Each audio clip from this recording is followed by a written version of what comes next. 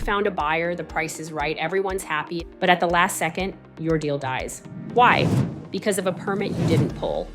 Yep, a $25 mistake just cost you thousands or the entire sale. It happens more often than you think.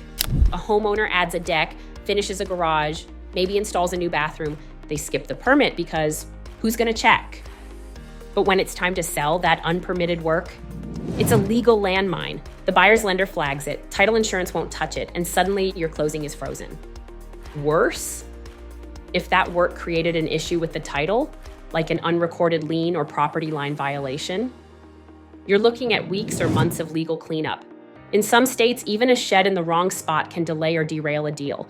And guess who pays to fix it? You do. Think you saved $200 by skipping the permit? Now you're paying thousands in fines or watching your buyer walk away. Unpermitted work can trigger delays, inspections, price renegotiations, even lawsuits. And trust me, buyers talk. One red flag and your house becomes the problem house overnight. Want to avoid this mess? Check your permits now. Talk to your local building department, and before you list, get a real estate agent who checks everything. One piece of paper can kill your deal.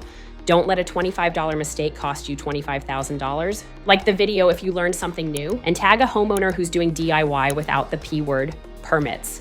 Follow for the truth behind the sale.